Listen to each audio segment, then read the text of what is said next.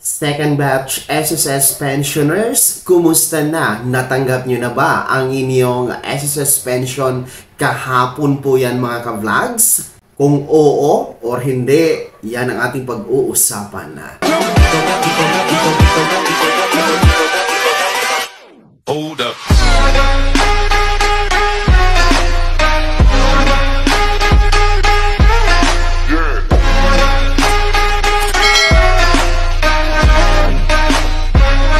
Hello mga ka-vlogs! Welcome dito sa aking YouTube channel. Magandang araw sa lahat ng ating mga manonood at higit sa lahat itong ating mga second batch SSS pensioners sapagkat kahapon po, June 14, 2024 ay nagkaroon po ng crediting sa SSS pension para sa mga second batch na may date of contingency mula 16th to the last day of the month mga ka-vlogs. Bago natin yan pag-uusapan or bago tayo magpapatuloy ay kung nais nyo po sumuporta sa aking channel, maaari nyo pong i-click ang ating super thanks button na andyan sa baba. At sa mga nais maging miyembro, abay, i-click nyo po ang ating join button na nasa baba mga ka-vlogs. So balik tayo sa crediting na pensyon, no? Kahapon nangyari po yan mga ka-vlogs para nga po sa ating mga pensyonado sa SSS na may date of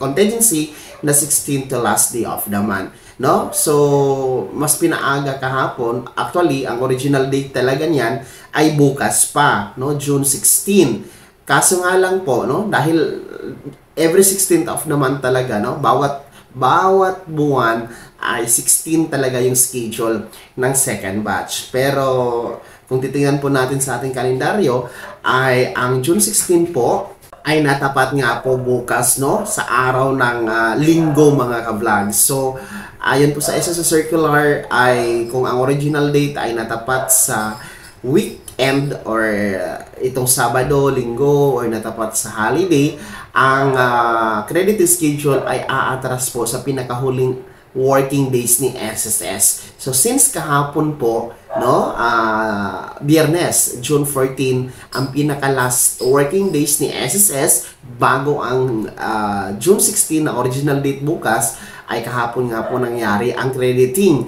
sa SSS pension sa lahat ng mga kabilang sa second batch dito sa SSS pensionado mga ka-vlog. So matanong ko lang sa inyo, no, dahil marami kasi ako nababasa, no, sa mga mga nakaraang mga buwan na ganito yung ating update, ating reminder, no, hinggil sa crediting schedule. Marami ang nagko-comment na hindi naman po sila nakatanggap pa, no, wala pa sa kanilang ATM. Do marami ang nagsasabing natanggap na nila, pero meron talagang mangingilan-ngilan na hindi naman pumasok sa ATM namin, no? Ba't nyo sinasabing ganon, hindi naman pumasok sa amin, sir? So meron bang ganito, no, sa mga nanonood ngayon, no, sa mga nanood dito sa video na to na kabilang sa second batch pensioner ni SSS, meron po bang wala pang natanggap kahapon? Meron pa ba dito na hindi pa nakatanggap doon sa ATM card nila? Hindi pa ba nahulog kahapon hanggang ngayon? No, paki-komento nyo po sa comment section, yes or no. No, kung natanggap nyo na kahapon, paki-komento yes. And then kung hindi nyo pa natanggap, paki-komento naman na no. No, para alam natin na meron pang mga hindi pa nakatanggap. No, dahil nangyayari kasi yan siya mga ka-vlogs, no. Lilinawin natin, no, na ang tinatawag natin ito pag download ng pension nyo through bank kasi, no, sa pamamagitan ng inyong mga disbursement bank account. So ang mga bangko kasi magkaiba po yan ng downloading system, no, kung anong oras, kailan ma-download. Kasi merong mga bangko kasi na maaga kaysa inaasahan. Yung mga mabibilis talaga mag-download, no? Ibig sabihin ng download, mabibilis talaga siya mag-reflect, no? Kasi meron kasing mga bangko na doon na download na sa system nila, pero hindi pa din siya nagre-reflect, no? Ibig sabihin kung mag-i-inquire kayo, wala pa rin doon yung pera, yung pension nyo sa ATM nyo, pero na-download na siya. So, late lang po mag-reflect. Meron kasi mga cases na ganoon. So, in this part kasi, hindi na din po ito kasalanan ni SSS. Kasi si SSS ay talagang up to date yan. Sumusunod yan sa kung ano ang sinasabi sa circular na itong petsa na to, ito talaga yung mada-download, ito talaga yung makikredit sa inyo ang pensyon, ay talagang ginagawa yan ni SSS. Nasa bangko na po yan kung yung sistema nila ng download, no, hanggang sa pag-reflect kung gaano kahaba or gaano katagal or kabilis. So, ganun kasi yun mga ka-vlogs, no? Lilinawin lang natin para ito sa mga nagtatanong at nagko-komento kasi marami akong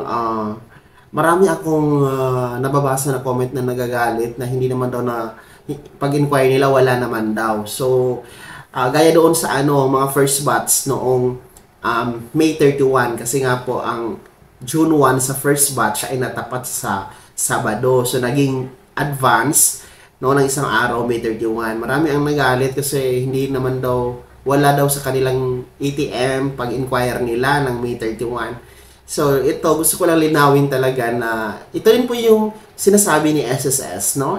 Ito din po yung paliwanag ng SSS, bakit may mga late, no? Depende po kasi yan talaga sa bangko niyo kung yung pag-download talaga nila and then gaano kabagal or gaano kabilis yung pag-reflect sa inyong mga accounts. Sana naintindihan niyo naman yung mga vlogs. Pero one thing is for sure, kahit late, no? Kung hindi man nag-reflect kahapon sa inyong account, kahit late ngayon ba yan or bukas, one thing is for sure, ay mahuhulog talaga yan. Magre-reflect talaga yan sa inyong ATM card mga ka-vlogs, ha? Hindi po yan talaga tatagal ng ilang linggo, ilang araw, no? Late lang talaga yan siya. Kaya nga gusto nating malaman kung meron pa bang hindi nakatanggap kahapon. Sa mga second batch lang to, ha? Huwag nang mag-komento ang mga first batch kasi tapos na kayo.